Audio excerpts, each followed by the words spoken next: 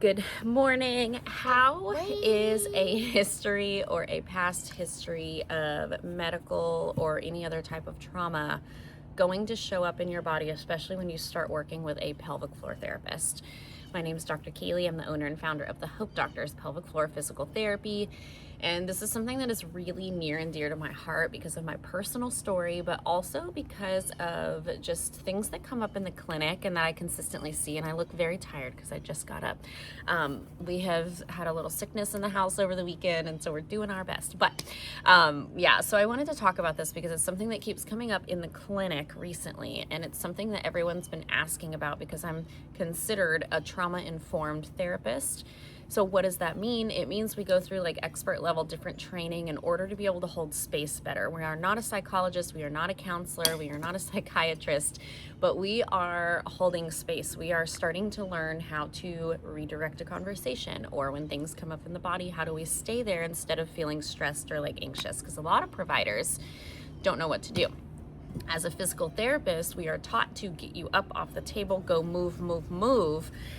But again, as a trauma-informed therapist, I really like to take that time to be able to process what it is that you're feeling and how you're feeling and how it's moving through your body.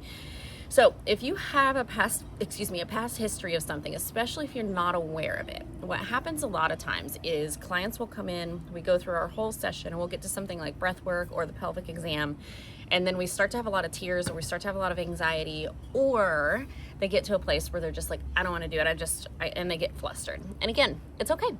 And in the beginning of my sessions, I will always ask, like, is there a history of any type of medical trauma, sexual trauma, anything that I need to know about?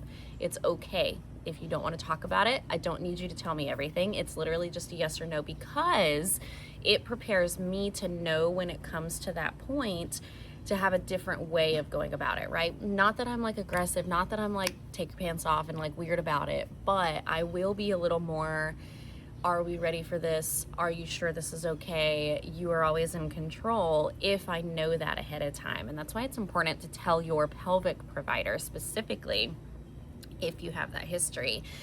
If you have a birth trauma, if you have any type of trauma, right? Because all of that is going to go into that category of, we are going to be talking about intimate things. We're also going to be in an intimate space. And so we want to know that so that we can help you through that. You also might notice that your body starts to shake, or you start to get really tense somewhere else. And that's, again, it's just cues for us as a provider. And if you have a good provider, someone who understands trauma, how the body holds things, how the body keeps the score, if you have someone that understands that, they're going to be able to explain to you what is happening, why it's happening, how it's happening, and how to decrease it, right? So for example, recently this past week, I had a client come in and she has incontinence. She's leaking a lot with exercise. Doesn't matter what type of exercise, she's just peeing herself. She's very frustrated about it, as I would be too. And she comes in and I was like, do you have any history of trauma? And she's like, absolutely not, I'm good. Okay, great. And then we like go through, we do the movements, we do the things. Okay, it's time for that pelvic exam. Let me talk to you about like what that looks like. I grab my little model, I walk you through what it looks like, what I'm gonna do and why. Do I have your consent to do that? And she's like, yes, that's fine. I'm like, great. Okay, so put the model away. I step out of the room, she gets ready, she's on the table. I come in and I say, are you ready to have the pelvic exam? Yes. Are you still consenting to it? Yes. Okay. Just know at any time you can stop me. You can say, I am not good with this. I'm not comfortable with it. I don't feel safe. I'm not okay. Okay, cool. So get my stuff ready, sit down, lift the sheet. All bets are off. She just starts to cry. She says, I'm not ready for this. I don't want to do this. I'm like, okay, cool. Take the gloves off, step out, do the thing, and then we sit down, right? And she's like, I'm so sorry. And I'm like, please don't be sorry. Thank you so much for letting me hold space for you. Is there anything coming up that you feel like I should know for us to work together? Because here's the thing. You guys know now, I can treat you without having to do the pelvic exam. I can help you. It gives me a theory confirmation. It gives me information. Absolutely. It's super important. It's part of my expertise. And if you're not comfortable with it, we're not going to do it, and that's okay. We'll continue working together.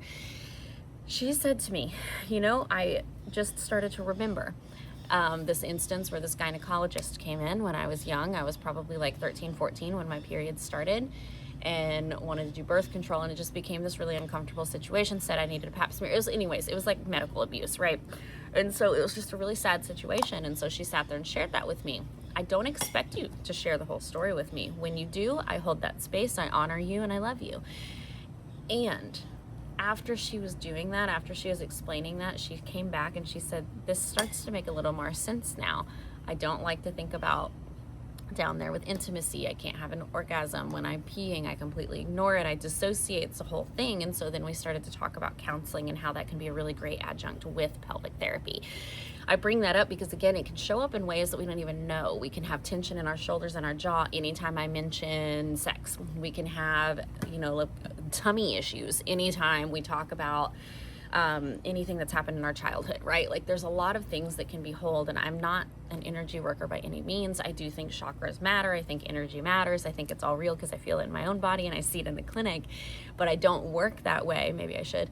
But it's important to know that these things can come up and that it's okay to share that, right? And again, as a pelvic floor therapist, they should not be goading you or asking you questions about the actual instance. We just need to know that it happened so that we can hold that space for you, okay? So that we can love you through it, so that we can guide you through it, so that we can be there for you. And know every time we go to a pelvic exam, every time we're gonna be touching a part of your body, that we have to ask, are you comfortable with this? Are you feeling safe with this?